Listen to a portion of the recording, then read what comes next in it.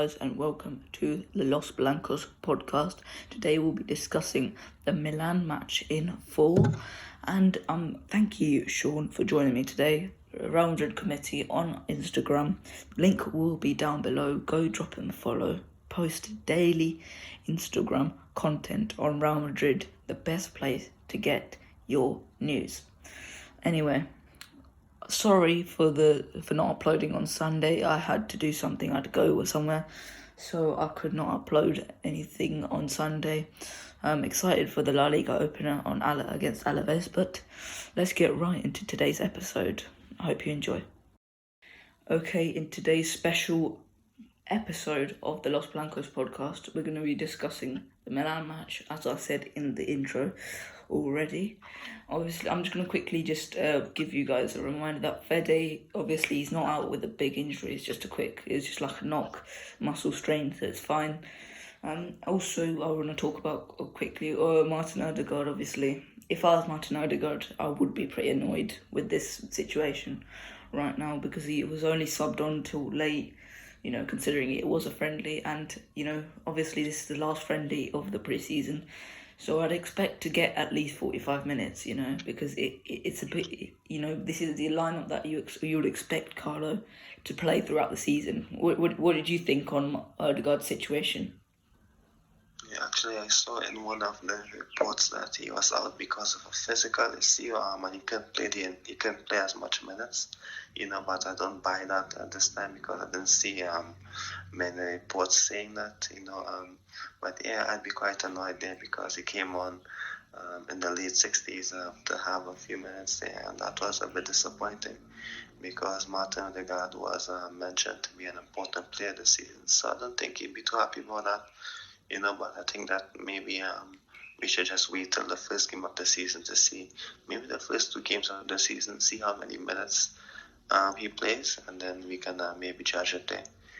Yeah, I think with Carlo, obviously, Cruz is obviously going to be left centre mid, Modric going to be right centre mid, and we've seen in the past Odegaard prefers to be on the right.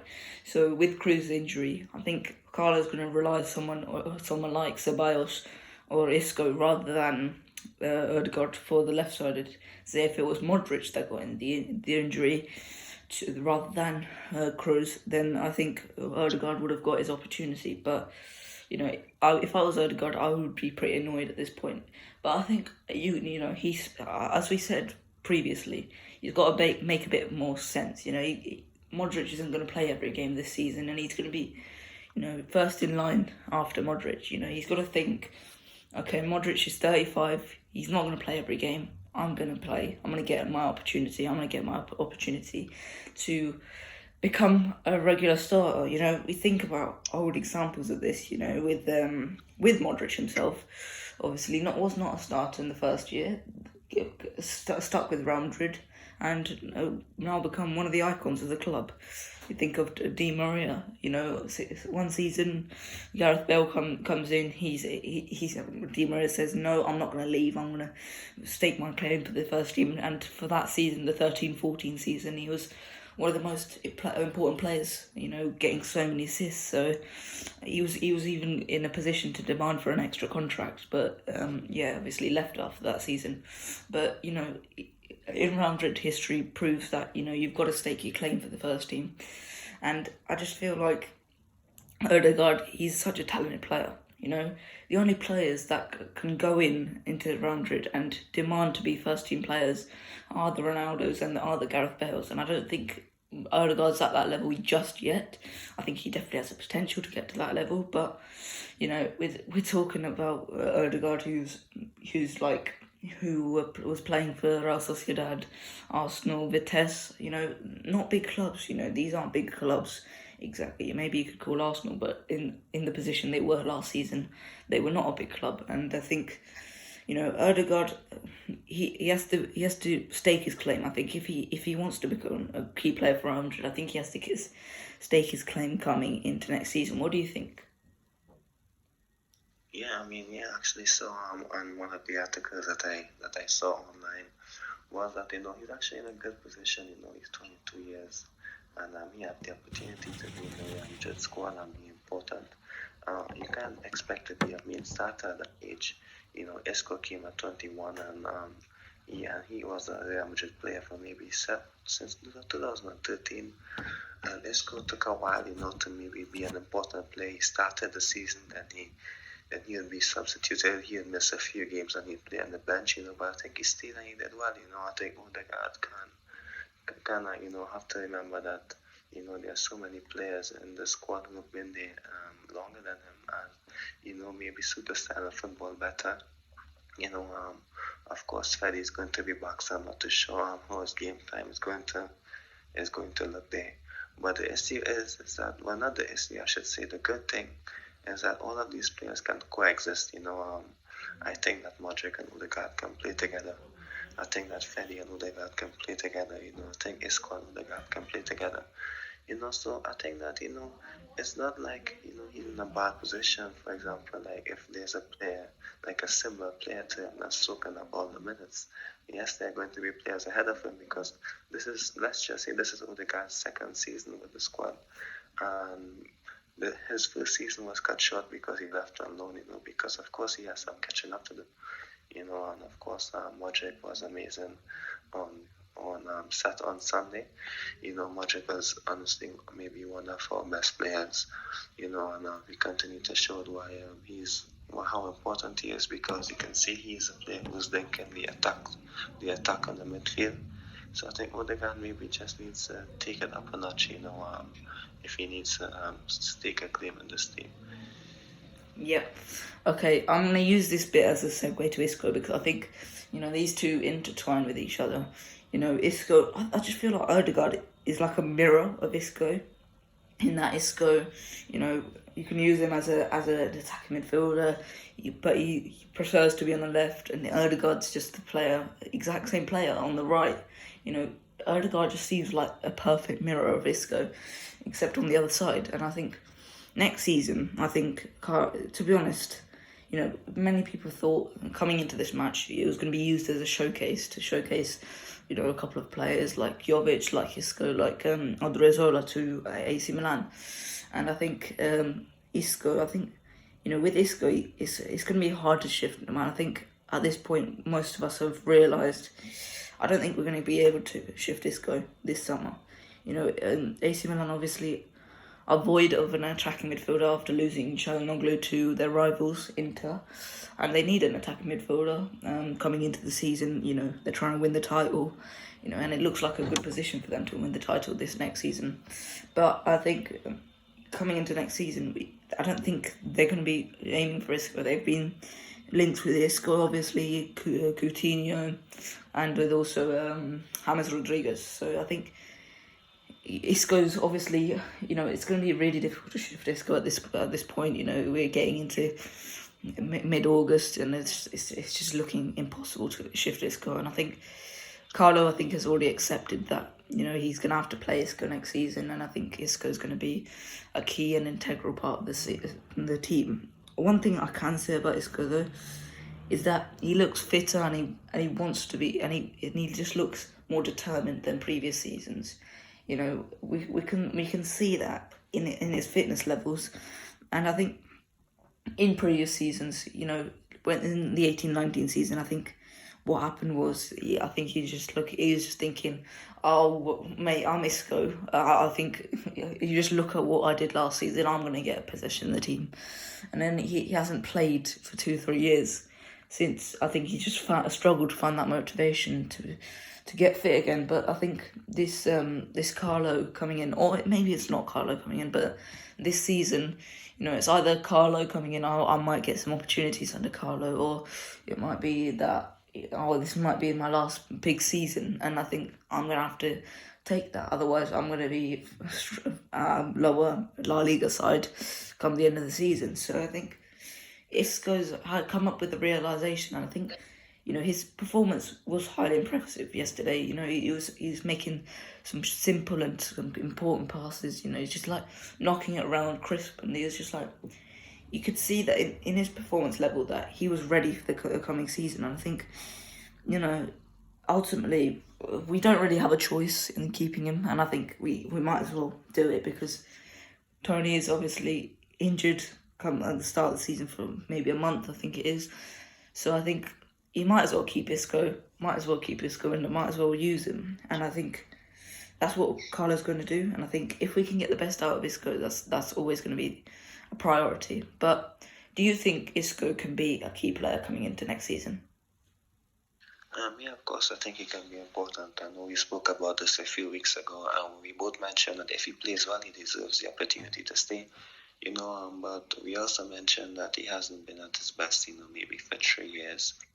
And it's difficult to depend on a player, how long he's going to be at his best for. For example, just one game, he didn't have a good game against Rangers.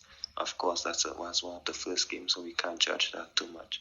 But I mean, you have to see how consistent he plays, because like I said, there were some games maybe last 2 seasons ago when we won the league that Isco was amazing. Then the next game you just his level will drop. So I mean, we have to see how long he's going to stay consistent for, in terms of these performances. It's a small sample size. So of course I'm happy that he played well, and I think the deeper position suited him. Because I'm not too sure why, but he's not the same player as 3 years ago. He's not in his 30s, so it's kind of difficult to understand why. Maybe he wasn't working hard enough in terms of his physical condition. So I think when he plays deeper, he plays better. It was more in a Tony Kroos position, so it was a bit easier for him to get on the ball and make these passes. But we have to see his best position was maybe in the center, like maybe linking the attack to the midfield, which he did to full effect 3 years ago. And Modric is a player, is one of our main players in that aspect. Odegaard can be important in that as well.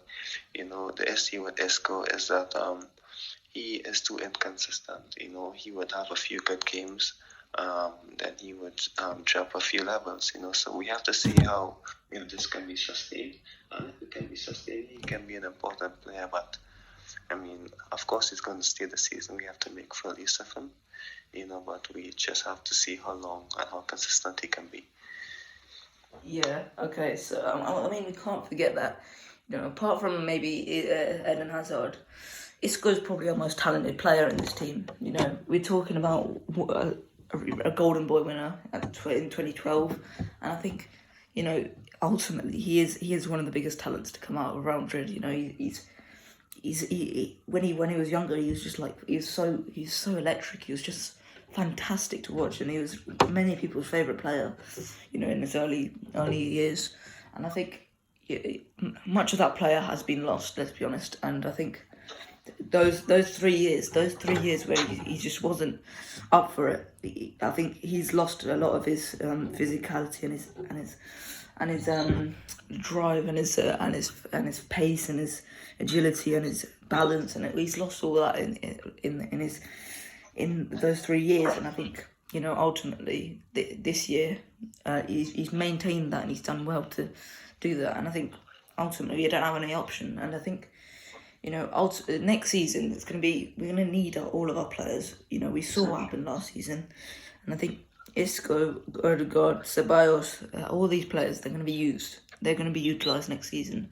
And I think Isco's going to be utilised. I don't think he's going to earn an extension to his contract beyond this season. I think that window's shut, not completely, but mostly shut. And I think ultimately this is going to be Isco's last season. But I feel like he can leave on a high, just like a player we're going to talk about later. But he's going to leave on a high, and I think he's determined to leave on a high at Real Madrid, because I think he does love Real Madrid, and I think most Real Madrid fans love him as well. So I think coming to next season, he is going to be an important player. Not in the way that we maybe suspected him to be, but I think as a deep line playmaker, I think he could be important. Yeah, of course. I think at the level he's at this time, that position will suit him. So he can have a good final season, leave on a high. but we have to be a bit careful, in how we analyze his performance. Yes, of course, I think most of us was happy with how the players played, but I'm not going to touch on all the players yet. Yeah, of course, we're happy with his performance. It's a good sign for the club. We know how good Isco can be, and if he can maybe give us maybe 80% of his best, I'll take that this season. If he can give us 80% of that 16-17 season, I would take that, because that was an amazing season where he contributed well, so maybe I would like to see a bit more of that this season, and I'm happy about the Milan game, so I can be a bit more confident when he's in the squad. So I wouldn't be saying, maybe this team is lacking something, because Isco can give us something. He can give us a spark. He's such an amazing talent, so I want him to succeed, so let's just hope that this is a kickstart that he needed. Yep. Okay. So that's the end of this part. We will be moving on to the next part soon, and I'll join us after this short interval. Okay, so now we're going to be talking about. We'll start with Mariano. Now, obviously, came on later on in the second half. Who did he come on? I think he came on for Jovic. Yeah, he did. Yeah, so I think Mariano's performance was pretty poor. I mean, earlier in the week, an interview with Lyon's president, I'm pretty sure, said that his first instinct is that he wants to shoot, and I think we saw that. He took on a lot of shots, to be fair to him, but I think Mariano, he's a tough one. I don't understand. Like a few years ago, like maybe 2 years ago, we blocked a move to Sevilla. I just don't understand why we did that. It was pretty clear to see that we weren't going to use him, and now he's just come to bite us. I mean, obviously he's not going to be earning much. He's not going to be earning he's not going to be a top earner. And I think he's dragging the club down. If we just look across Spain, we can just go to Barcelona and we can just see many of these Mariano cases, Coutinho, Umtiti, and all those cases. And that might make us feel a bit better. And the fact is that Messi's left because of them. But, back to Real Madrid. And I think Mariano is just a bit, he's obviously very talented. The kid is very talented. And I think, all of that potential's been wasted because he's come back to Real Madrid. That first season wasn't too bad.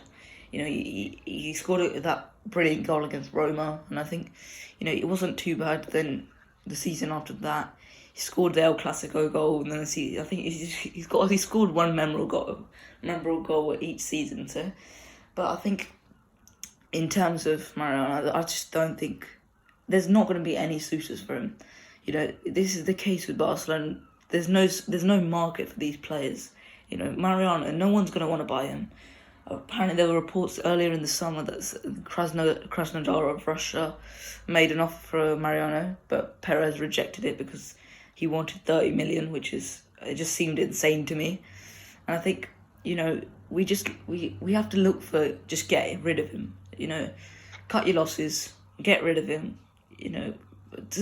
5 million. I'm sure there would be someone willing to buy it for 5 million, but would you keep Mariano on for this season?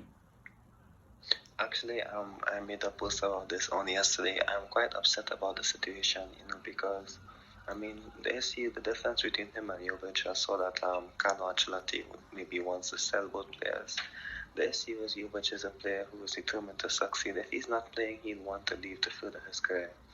With Mariano, his issue is that he wants to stay no matter if he's playing or not, and it's a bit upsetting because I just think that he isn't going to further his career. He isn't showing any desire, and it's a bit sad because he actually when he actually was playing for Lyon, you can see how good he can be, and it's not that he's 23, 24. I think he's 28. Yeah. And now I think he's 28. His birthday was on last week.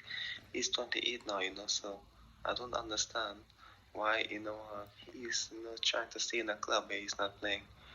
The situation is a bit upsetting in my opinion. So I think that, if we get 2 million, even if it's nothing at all, just get him out, get his wages out, clear some space.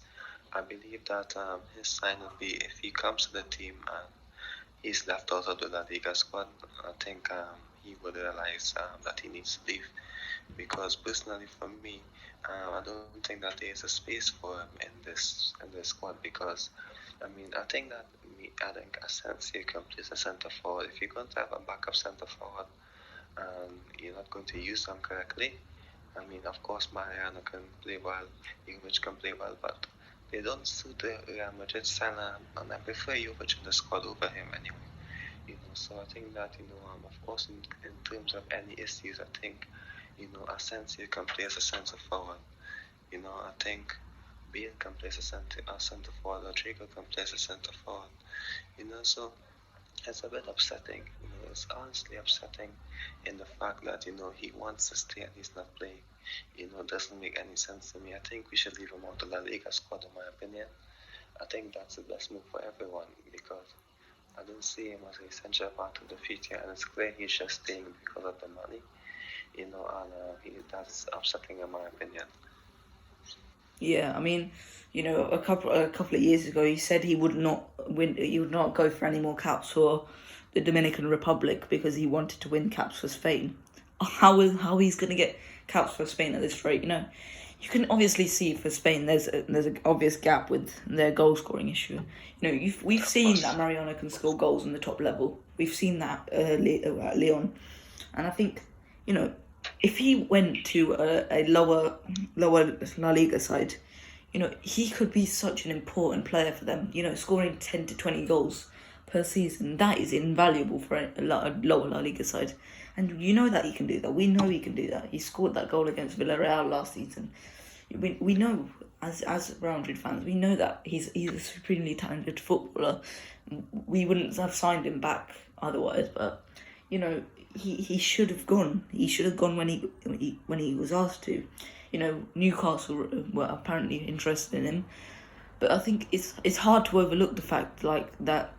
Well, this guy plays for Real Madrid and he hasn't had a start in ages, and I think that's fair enough to be honest. But Mariano's obviously he's just he's not going to leave. He's got a couple of years left on his contract, and I think ultimately I don't blame him. I think if I was in that position, I wouldn't leave either. He's getting a really, really big contract from Real Madrid, which no one else could really match, can they? If we're talking about lower La Liga side, they're not going to match his contract. And I think if I was in Mariano's case, I think, okay, would I rather get more money and stay at Real Madrid and get 1 to 5 starts every year, or should I go elsewhere and get some game time and get some goals and get a cap for Spain maybe, And I think ultimately he's chosen at this point. But you can see where he would go and he would fit really well. And I think if COVID wasn't present, I think he would have been long gone by now. I think he would have gone to maybe a Levante or someone like that, and I think he would have done really well there. But he's just not gonna succeed at Real Madrid at this point. And I think no Real Madrid fan wants him here anymore. And he's just the most obvious person to cut from the squad. And I think if it gets to the point where we have to say, look, we're not going to register you this season if you're going to do this, then so be it. Ultimately, so be it. Yeah, of course, because it's not like, for example, Zidane alone had an issue with him. Zidane doesn't want to play him. If Carlo Ancelotti comes and Carlo Ancelotti says, I'm not seeing it in my plans, then of course the players are issue. Because, for example, let's look at Bale, and I know we're going to speak on him later, but one example, Zidane had an issue with him. Carlo Ancelotti comes in and Carlo Ancelotti says, I want Bale in my squad, I think Bale can contribute. That means that the player, the manager knows that Bale can contribute. If Ancelotti says, I don't see Mariano in my plans, Zidane said that as well, so of course, the player isn't good enough. It's not because a manager has something against him. Now it's 2 managers that's not going to use him. So, of course, the player is going to have a look at himself. He has to have a look at himself and say, wow, maybe I'm not good enough. Maybe I need to go somewhere else, take a pay cut and go somewhere where I can play football, because I think that he can be a good goal scorer. He can play well. I think he scored a goal when he played last year for us as well. But I much prefer if we are going to have a second striker, I prefer it's going to be Jovic. And in my opinion, I prefer we play Rodrigo as a 9 instead of Mariano. And I think Asensio and Bale are better 9s as well. At this point, at this time in 2021, they are better than him in the number 9 position. So, I think he should leave, in my opinion. So if it gets to the point where we're not going to register, I think that has to be the case because that's the goal he needs, to be honest. Because we need to clear space in the squad. For Asensio is coming back, Ceballos is coming back, Vallejo is coming back. We need to clear space in the squad, for these players to be registered. So let's hope that he can find his confidence soon somewhere else, because I don't want him to fail. I don't want any player in the team to fail. I want them to do well, but it's a bit disappointing when there's no desire in the player, to further their career somewhere else when they're not playing. Yeah, okay, so I think that's enough on Mariano. Move on to Jovic, and obviously we spoke about Jovic, so we won't talk too long about Jovic, but, obviously we talked about how he is a poacher, and if you give him opportunities, he will score. But I think he's more than that, I think, looked back on some of the games in his first stint at Frankfurt, and you can see him making these quick passes, getting involved in the play. You saw for when Bale got released for the pass for the penalty, you could see that Jovic played that beautiful ball into Bale, and he was absolutely fantastic. So you can see where Jovic comes in. Obviously, people, when you come into Real Madrid, you're expected to play like Benzema. That's not going to be the case for everyone. Benzema's, too good. He is fantastic in every single way, and I think we expect too much about strikers. Not every striker's like Benzema. Some are like a big target man up front. Some are big poachers in the box. Some are like some press a lot. We got so many different types of forward, and Benzema's a mix of all of them. You can't expect players to be like that. And I think Jovic, he drops back, he wins the ball back, and he does get involved in the play, but I think not to the extent that Benzema does. And I think, we have to play to Jovic's strengths. Ultimately, we've only got one way of scoring at the moment, and that's Benzema. And I think, might as well try and get the best out of Jovic. I think that's something that Ancelotti can do. We've seen that Ancelotti is very tactically versatile, and I think he'll change up his tactics every team he goes to. And I think if he can do that with Jovic, which he said he's not in his plans, but I think ultimately no one's going to come in for Jovic. So the price that Florentina's going to probably ask for, no one's going to come in for Jovic. And I think ultimately Ancelotti's going to have to use him because he's not a bad number 9. Let's be honest. You saw at the Frankfurt, for his first goals, we saw that he would just drop back, played in Kostic, and he just ran forward, and he just got in the box, and he scored. And I think we have to play to his strengths, and I think that's something we're not doing. Ancelotti's going to have to do that because he's not going anywhere this season, let's be honest. So would you rely on Jovic? Would you try and get the best out of Jovic, or would you rather ignore him and try and sell him? I will try to get the best of Jovic, because like you said, you're not going to get as much money for him. No team is going to pay plenty money for him. So it's not about raising funds. You're not going to get plenty money for him. I think he had a better game against Milan. Of course, he had more opportunities to showcase that. I'm not going to blame him that he was struggling a bit, because it's not like he was playing badly. It's just that he was lacking the opportunities, because when he gets the ball, when he touches the ball, you can see he does well with it. I'm sure if you look at every time he touches the ball, he makes good decisions on the ball. And like you said, he played that amazing pass there. So he's improving, he's doing well. Maybe he just needs a bit more opportunities. He's a player I have faith in. But of course, I'm sure that if he isn't getting game time, I think he might leave, because I think he wants to do well for himself. I think we should keep him until maybe if we sign Haaland, then I can say, we have Haaland, we have Benzema. There are many other players who can play in the 9. So we can let him go, but for this season, let's keep him this season. Let's see how he does, because I'm sure he can contribute well, and every time he touches the ball, like I said, look what he does. He does something good with it. Not always spectacular, but he is a player who can contribute to this team. Yeah.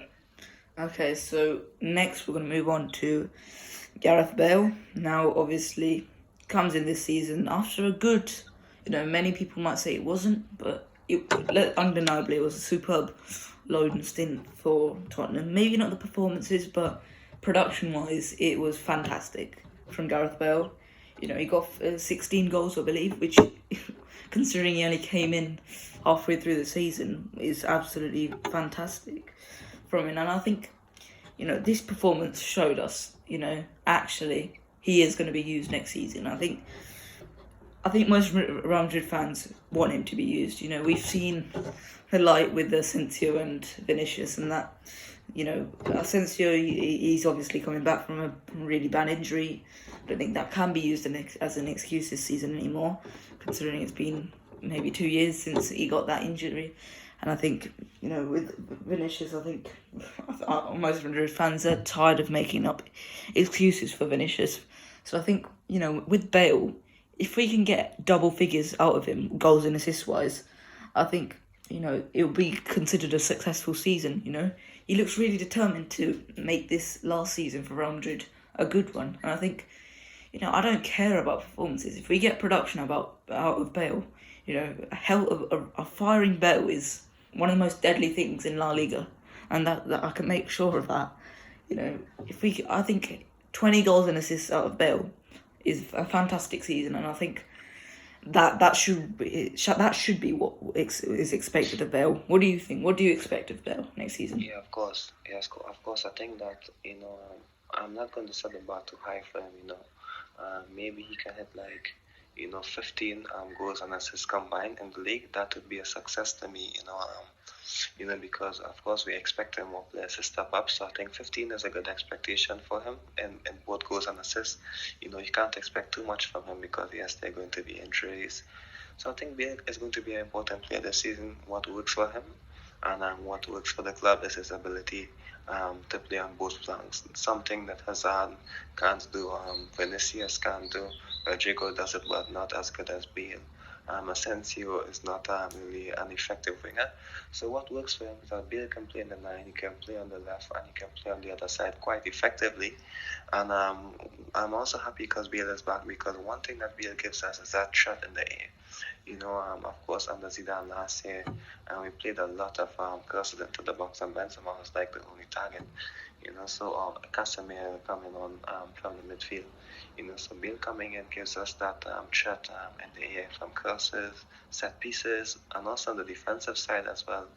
Of course, the team also needs players like that when it comes to defending set pieces. I think Bale can be an important player this season. And so yeah, I'll go with that. Maybe 15 goals, 15 assists, and I hope he can maybe notch about, let's just say, 25 league games and a few cup games in the Champions League. Because 30 games for the season, that would be a success for me, and I'll be happy with that. And he can end the season on a high. Yeah, I mean, we've got to remember, Bale, obviously, in his last few seasons at Real Madrid, not including this season, we saw him almost turn, just morphed into a different player than he used to be. When he first joined Real Madrid, he was this exciting, quick winger who just used to take on defenders, and it was a nightmare for fullbacks. We remember that performance for Tottenham against Inter Milan where he spun Mike on about 10 times and just sent him to the shops. And I think that's exactly what was lost from Bale. We could see that, and I think that all came back yesterday. We saw against Milan that he was so exciting. He just kept on taking on Theo Hernandez, and I thought that battle on the right hand side was quite interesting between them two. Yeah, that was amazing actually. Let me just say something. Theo Hernandez, one of the best fullbacks, one of the best left backs last year, and not just in Italy but in the world. And Bale actually. Bale actually not tormented him. Theo didn't struggle against him, but Bale actually gave him a lot of competition. That was so exciting to see. Of course, maybe he's a bit fitter, so I'm happy about that. And one final point for me is that the good news is that Bale and Hazard, if you can, one quick point on Hazard as well is that they're both good players on their day. If we can just utilize them and keep them fresh, they can be effective. We have many wingers, Vinicius, Rodrigo, Asensio. Keep them fresh, and they can make an impact because I'm sure all of these wingers can get game time. Because of course I can't expect Bale and Asensio, not Bale and Asensio, after him as well, but Bale and Hazard to stay fit. So there are going to be so many opportunities for these players, and I'm excited, because of course, the option has plenty depth, and that's a good thing for Madrid. So I'm happy. I'm happy about Bale's performance. That's the main thing, Bale. I'm happy about how he played. I'm also happy about Vinicius and Rodrigo as well, how they performed as well. So yeah, I'm happy with the options we have. I'm happy with the game on yesterday in terms of the wingers, especially Bale. Yep. Okay. Say I'm gonna give you a little circumstance here. Say Bale notched up 20 goal contributions next season. Would you extend him on a significant pay cut? Yeah, of course, I would extend him. He has to take a pay cut as well. I've always said that Bale can perform. Bale has to be in the squad. And I think if you offer Bale the opportunity to take a pay cut and stay at Madrid, he will, because wherever else he goes, he's going to take a pay cut as well. So if he's having the opportunity to stay in Madrid, his family is in Madrid, I think he's going to take that pay cut. And I think Bale knows this.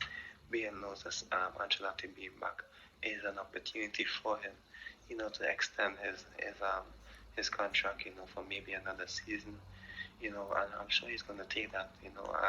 I don't expect Bale to be playing into his late 30s like the Messi, like the Sergio Ramos, like Ronaldo, So I expect Bale, to say what, if I can extend my career at Madrid, for one more season, then I could retire there, and so I'm really happy for him, if he can contribute, he seems motivated. So that was the issue last year. Why I'm not saying I'm happy Zidane left, but Zidane leaving, can maybe get the best out of some players, and now they have. I love Odegaard, I love Jovic as well, but they have no excuse if they're not performing or if they're not called upon, or because they have that opportunity, because Zidane was the one who didn't give them the opportunity. So under the new coach, now they have that opportunity to shine. So now we're going to, see who are the players who are going to be the future of the club. We're going to have a future next season in 2 years. So that's a good thing for me, and I'm excited. Yeah. Okay. Well, quickly to Vinicius, and I think the performance yesterday was promising for Vinicius. I think he was quite electric on the wings, and I think he could have capped the performance off with a goal, but it wasn't meant to be. But what would you consider a good season for Vinicius Junior? I think if he can get 10 goals, because of course I'm not going to expect him to hit 20 goals from 7. He has to keep taking steps forward. He has to keep taking simple steps forward. Of course, if he can match 15, that would be amazing for me. But I think it would be a successful season if maybe he can get 10 goals and 10 assists. I think so. It means 20 goal contributions from him. So this year with Vinicius, of course, was the decision making on yesterday. Not yesterday, on Sunday. That was good. That was amazing. I think the second half was a bit dull. Maybe if we'd seen him in the first half, he'd have more opportunities. But Vinicius, he was the one. You can see he was trying to make things happen. And when it was off, and he realized, there's no one to support me. He made the right decisions and recycling the ball.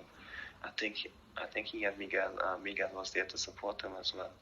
I think Menu isn't the best of attacking fullbacks, and Marcelo doesn't have the legs to be that attacking fullback.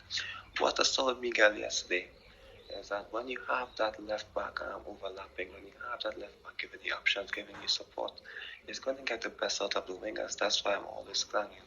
I want Miguel to start, I want Miguel to play, because if you look at the first half with Rodrigo and Marcelo, Rodrigo played well as well. Rodrigo was a player who was maybe doing most of the work on the left, and Marcelo did well with him, but Rodrigo was almost pushing Marcelo, carrying Marcelo. With Miguel, I think that brings the best out of the wingers. They have an option. They can run at you, and it's going to give fullbacks, it's going to give defenders a headache.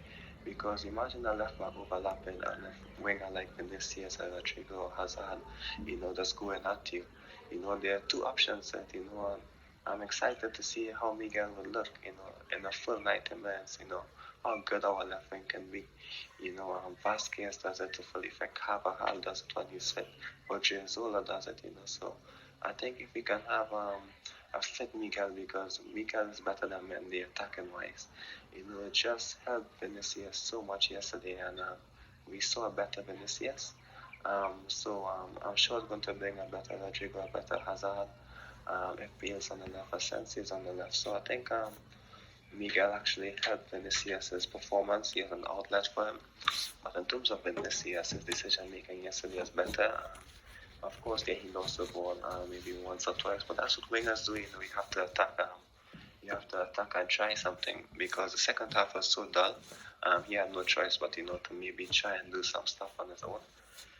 Maybe try to make something happen out of nothing, and that's something that we should be happy about. It's his first game. I'm happy with his performance, as well as Rodrigo as well. Yeah, okay, so we'll finish the episode up on David Alaba. Now, obviously, new signing, our only signing of the summer so far.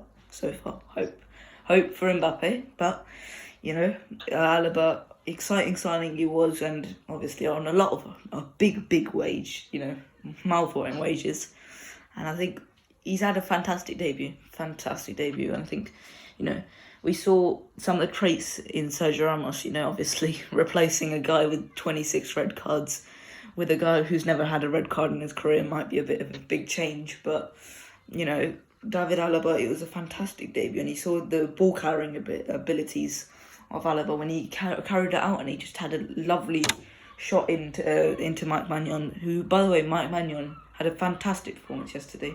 Obviously saved Bale's penalty, but he also made so many saves, so just want to give him a shout out there. But yeah, David Alaba had a fantastic opportunity, and he just took a shot on Mike Maignan, saved, and I think, he's fantastic. He was great in recovery runs, and he just kept on matching the wingers for pace, and he's just fantastic to watch. His debut for Real Madrid, and I think, more of that's to come, really. More of that is to come for Real Madrid, and I think ultimately I can't wait, and I feel like he's the much needed centre back, and I think, if he can strike up a partnership with Militao, I think, we're looking at a partnership to really get us going for the next decade, really. Yeah, I'm constantly saying this, Alaba played at Jerome Boateng as a centre-back partnership that won the Champions League. Boateng actually was struggling the season before, and he wasn't at his best, but Alaba played at him and did well with him.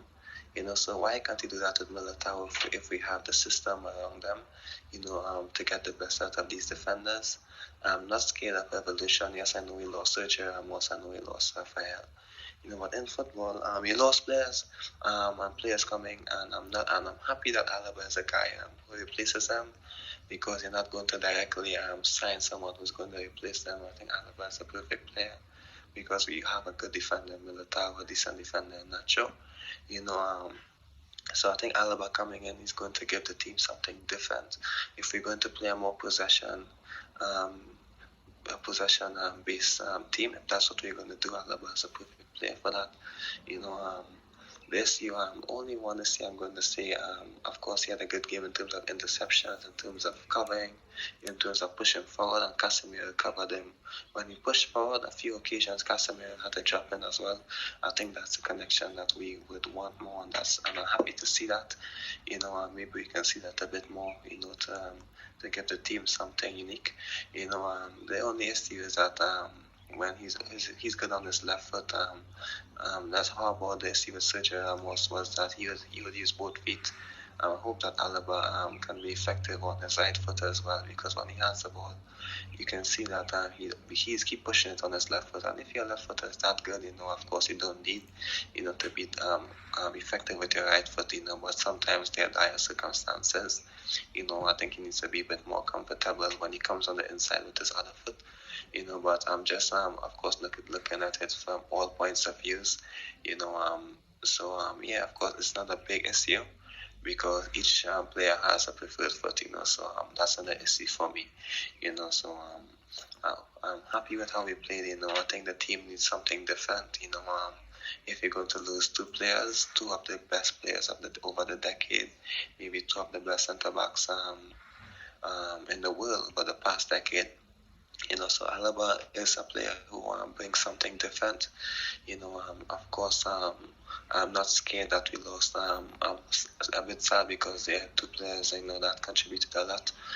But I'm not scared, to have a player like Alaba. The team's going to play different. So I'm waiting to see how the first league goes, how the first month goes, how the first big game goes, maybe against Atletico, against Sevilla. I'm waiting to see how he copes, with a better attack. This is a preseason game, so the intensity wasn't that high, from the Milan players, but I think it's a good start, we should be happy with his performance, we're going to be a bit more confident, I think he should start with Militao. I think that's the perfect partner for him. Nacho should continue to be a backup, for both players, the first backup of the bench, Nacho will be content with that, so I'm happy with Alaba. I'm looking forward to see how we coexist with Militao, in that back line. Of course, I think that we should keep playing Miguel alongside him, and that's going to get the best out of the back line if we have Miguel over Marcelo. Marcelo wasn't bad, but I think Miguel just gives that energy on both sides of the pitch, and that's going to release pressure from Casemiro, from Alaba. So I think it's the players around him that's going to make him better. So I think Lucas and Carvajal, that's a good start on the other flank. And Miguel on the left, Mendy when he's fit. Marcelo can play the odd game. Of course Marcelo is going to start the season, but I saw that he came up after 45 minutes, and Miguel came on after 45 minutes, and that shows that Carlo Ancelotti still has the door open, for Miguel potentially starting, So I think Marcelo may start, but I'm sure we're going to see a bit of Miguel as well.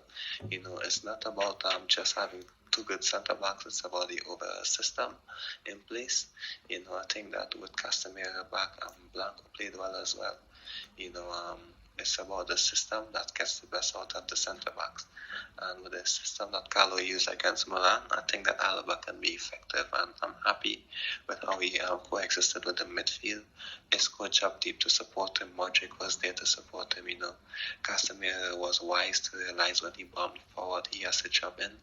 So I'm quite happy with how he's going to fit into the squad, and he seems that he's coexisting with the players as well. So that's good.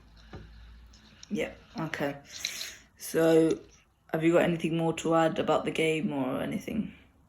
No, of course, I tried to touch on everything else while I was speaking on Alaba. And also, I must say the goalkeepers didn't have much to do on yesterday, but they were good with in possession. Noonan made a good save, but it's a save we expect them to make. So yeah, I'm happy with how Noonan played this preseason. In the both games that was broadcasted, so I'm happy with that. Of course, Courtois is going to be number one, and banking on Courtois continuing his form on last season. I'm quite happy with each of the positions that we are going into the season with. I still believe that some players should leave. I think Odriozola should go out on loan for one more season to clear up some space in the squad.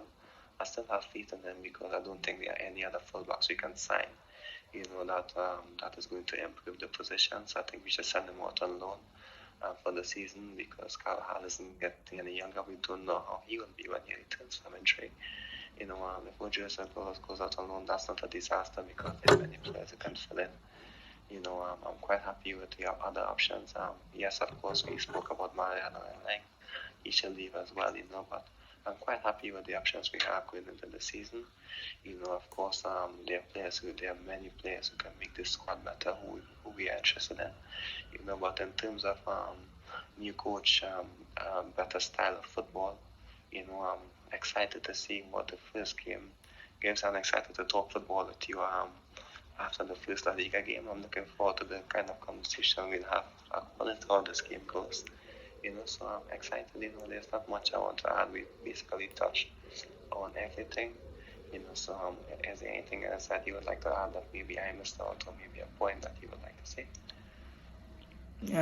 Not really. No, I think obviously first La Liga game versus Alaves this weekend. I'm excited because La Liga's been out for so long, and I just feel like, I want it so badly back. I just feel like I'm so excited, and I think Alaves, good first game. I think that's a good first game to get us the ball rolling. So I think, well, I hope we win, as of always. I think, is it on which day is it on? It's on Saturday or Sunday? It's on Sunday at 4 o'clock. On 4 o'clock Eastern time. I'm not too sure what time that would be. So it'll be 8 o'clock match here.